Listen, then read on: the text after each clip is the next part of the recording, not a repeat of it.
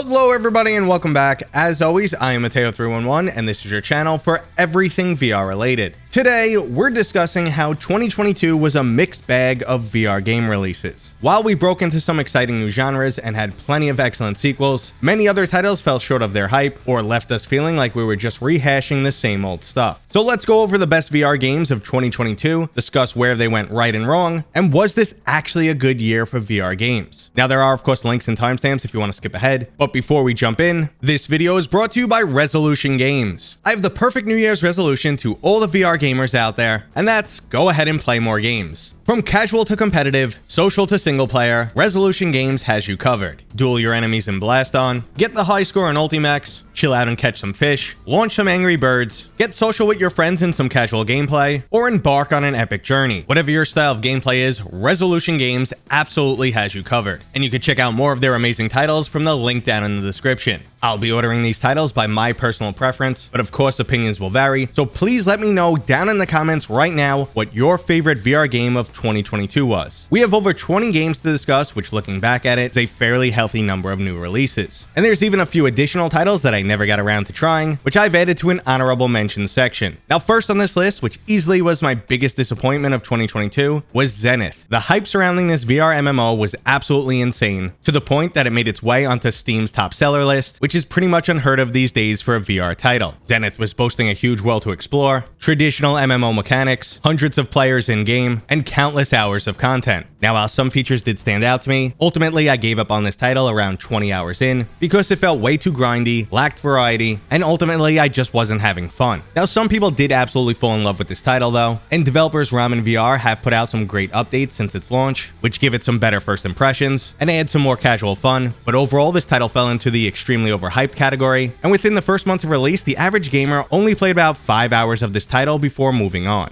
Now another title that ultimately disappointed was Altair. This 4-person co-op melee fighter from the same studio that gave us Swords of Gargantua actually gave a pretty amazing first impression. The graphics were excellent, the combat was fun, and it looked like you'd be unlocking an array of amazing weapons and continually powering up your character for bigger and bigger fights. Unfortunately though, it feels like this game was just a beta release. The difficulty balance was non-existent, and the game quickly becomes a challengeless grind of extreme repetition. Now with additional content and balance updates, this could still be a great game, but as it currently stands, it was a big disappointment, just like our next title, Vail VR. Now, if you follow my content, you knew I was already skeptical of this title. I was intrigued by a PCVR only free-to-play shooter, but I also knew it would be impossible for the game to be profitable, and I also felt like they were spending too much time on marketing and other things like live esports events, rather than hunkering down and just making the best game possible. They did end up dropping the whole free-to-play aspect, releasing the game at $20, and while it does have some very cool aspects and some solid shooter components, there's just nothing about this game that keeps me interested, and the peak daily player base is only around 80 gamers per day, which is mostly hardcore members of their community who've been playing throughout the beta and make easy work of more casual players like myself. Now I truly hope this title finds its stride later down the road, but once again this was just one more disappointment in 2022. But things will definitely get a lot more positive from here on out. The next title is the beautiful JRPG inspired action adventure game Ruinsmagus. There's fun combat, an RPG style upgrade system, a lengthy campaign, a cute storyline, epic boss battles, and some great Zelda style graphics. My only real complaints are the fact that it's linear and quite repetitive. Overall though, it was a really fun distraction and a great taste of what I'm missing the most from VR, and that's RPG titles. Now our next title had a lot of hype around it, and for the most part it lived up to it. Among Us VR offered a VR interpretation of its beloved flat screen title, while also increasing the spooky factor and adding some additional nuances. And it's an extremely fun game of deception. The only issues I came across in this title is one, it's a lot more fun to play with your actual friends, but getting 4 to 10 VR gamers together can be like herding cats. It also doesn't offer as much as the flat screen version, so if you're a big fan of the original, this might disappoint you. And finally, even though the Quest has a 13-year-old age limit, I found plenty of little kids in game. So if you're an old grump like me, that's a big turnoff. Now the next title surprised me on how much I actually enjoyed it, because it's extremely casual, and that's just not what I aim for. Little Cities VR is just a peaceful experience. It's full of instant gratification and not much challenge at all, yet I found myself oddly addicted to it. I took a 7-hour flight during the release window of this game, and I just sat there on the plane, gleefully building a set of island cities. I don't know what it was about this title, it was just fun, relaxing, and helped reset my brain. And right around the same time, if I was actually looking for a challenging city builder, we had Cities VR. Now, Cities VR is a VR interpretation of city skylines, and this title is quite difficult and fairly complex. There's no instant gratification here, and you need to work your butt off to build a thriving city. I was really happy to see such a robust title make its way onto the Quest 2. My only real complaint though was this is an inferior version of a title that released for PC years ago. The graphics definitely aren't as good, your city size limit is much smaller, and there's additional features missing. So if you're a huge City Skylines fan, you might have been disappointed. But our next title definitely surprised me, and that's Mothergunship Forged. This is a lot more than your typical wave shooter, and it's taken the place of Space Pirate Trainer as one of my favorite casual games. This is a roguelike title with a high emphasis on replayability. You'll be building some pretty crazy weapons on each run, and you'll unlock more and more items and game modes over time. There's a 1v1 competitive mode, and you can even run the campaign in co-op now. While the game isn't as over-the-top crazy as its flat-screen counterpart, it's definitely still really fast-paced, has some bullet hell aspects, and some really cool boss fights. And best of all, there's a special Mateo 311 thumbs up item in this game. Now, another title to impress me was Wanderer. I honestly had some really low expectations going into this title, but man, I was wrong on this one. For starters, the graphics are absolutely fantastic. You also get this truly deep and intriguing storyline about time travel and an alternate version of history. If you're up for a challenge, the puzzles in this game can be quite head-scratching, and there's an extremely high level of immersion in this game. I'm just not the biggest fan of puzzle titles, and got frustrated a bit as I was frequently stuck, but the overall production value on this game is excellent, similar to our next action-adventure title, Hubris. In hindsight, I probably got a little bit too excited for this game, and gave it a review score above what it actually deserved. I was just so happy to be back in a full-fledged PCVR title, and this game easily has some of the best PCVR graphics out there. That first impression does last quite a while, and there's definitely some standout moments and great mechanics throughout this game, but the combat itself is a bit bland, the storyline becomes forgettable, and the game tapers off as it goes on. Ultimately, I felt this was a fantastic but flawed title, but luckily my experience with Green Hell was a bit better. This story-driven survival title definitely impresses. It's a lot more game than we typically get in VR, the mechanics and controls are implemented extremely well, and you actually feel like you're stumbling around in the jungle. The only complaint here is similar to many other VR titles. We end up getting a bit of a trimmed down version when it comes to VR. Overall, the environments feel a bit claustrophobic or just unnaturally closed in. There's also plenty of other mechanics that have been scaled back, and this also includes the graphics. So while this is still a pretty great experience in VR, and a brutal survival sim on a platform that's really lacking those titles, it's just once again an inferior version of a game we've already seen before. Now, instead of remakes, our next title is a bit of a throwback. The roguelite retro shooter Compound finally got a full release and made its way onto the Quest 2. This was a beloved classic PCVR title that was in development for years, and they gave us some additional great updates right before it fully released. Those retro graphics actually work extremely well in VR. There's a ton of replayability in this title, and most importantly,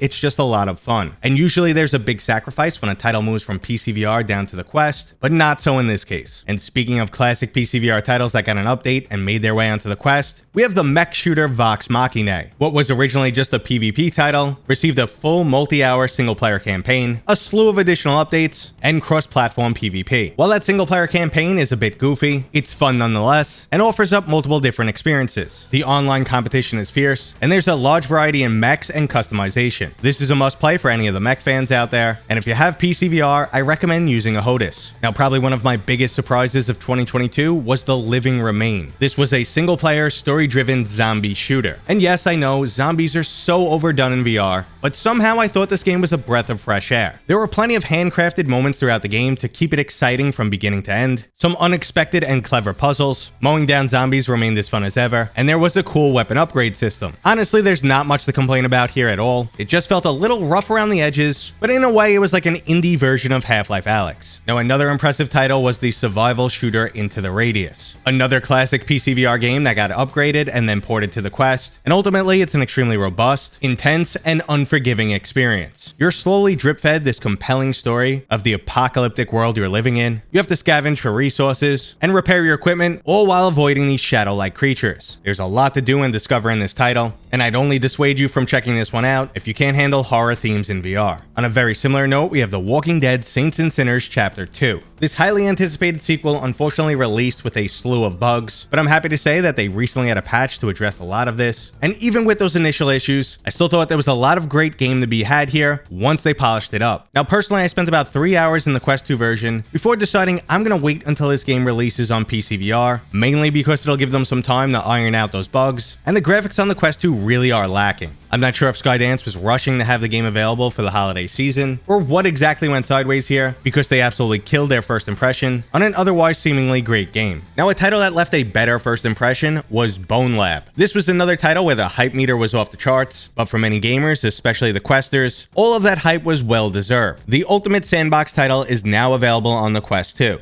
And you have to give Stress Level 0 a lot of credit for getting the overall fundamentals of Boneworks over to the Quest platform and then adding a few additional features. Now, while I did thoroughly enjoy this game, it did go sideways for me a bit. A campaign for me is usually the meat and potatoes, and then a sandbox mode would just be the dessert. There's not really a campaign here. It does end up feeling like a tech demo, and the real substance is found in the sandbox mode. Also, sadly, it feels like an inferior version of Boneworks that made its way onto the Quest 2. Now, I know some might disagree or feel like I'm pooping on their favorite game, but I'm just calling a spade a spade. So while there's definitely some greatness here, I was left wanting more. But I'm really happy to say the same did not happen with Iron Man VR. Now, this was a port from the PlayStation VR version to the Quest 2, and I'm happy to say none of the game's greatness was lost. In fact, some of it is quite better. While there is a downgrade in graphics, the developers made some great choices, and it wasn't really noticeable. The overall gameplay was also improved, with significantly better controls, much shorter load times, and some of the graphical anomalies that came with the PlayStation VR's hardware, like the reprojection and Moore effect, are not seen on the Quest 2 version. Now, this title is the ultimate superhero experience. The storyline is pretty epic, and you definitely walk away feeling like Iron Man. And rather than an inferior version like we typically get on the Quest 2, this was more of a pros and cons version. As I previously mentioned, some items are definitely improved, and a few like the graphics took a small step backwards. Now, our next title is a sequel that surpasses the original in every way, and that's Red Matter 2. This game proves that you could have a good-looking title on the Quest 2 platform, and the game is a lot more than just good graphics. There's a truly compelling storyline, the sequel adds new mechanics in combat, and it's also perfectly paced. Now, I wasn't the biggest fan of the original game, but the second one truly sucked me in, and that was probably the only issue with this game. I'm sure some people might not have enjoyed the original, so they didn't give this game the chance it deserved. But that's not the case for our next title, Moss Book 2. The original game was an absolutely phenomenal puzzle platformer, and Book 2 definitely surpasses it. Years ago, I scoffed at people who told me how good Moss was. I had no idea that a puzzle platformer with a mouse protagonist could be so compelling. The graphics are also quite beautiful, and both the platforming and combat mechanics are solid. Book 2 is more of the same, but just feels better in every way, with a longer campaign, new weapons, a more compelling storyline, and even better boss battles. And that right there is why Moss Book 2 made it to the top of my list. Now, I'm sure not everyone will agree, so let me know your top game of 2022 down in the comments right now, and stick around because we have a few more things to mention. Now, like I said earlier in this video, I did not get around to playing every single release, and I've heard really good things about the puzzle title The Last Clockwinder, and also the Cyberpunk PCVR shooter Lon. Both games are on my backlog, and I do plan to get to them eventually, so you should eventually see them in my massive 7 years of VR games video that I'll release at some point in 2023. If you're not familiar with this, every single year I rank every single VR game I've ever played. But the last thing I want to mention before we end this video is how absolutely amazing the flat to VR mod scene was this year. For many people, this was the shining point of 2022, and we got to experience games like Cyberpunk and Elden Ring in VR, but my personal favorites had to be Deep Rock Galactic and Half-Life 2. If you haven't tried these VR mods, I highly recommend them. And the last thing I have to say here is 2022 was just a good year for VR games.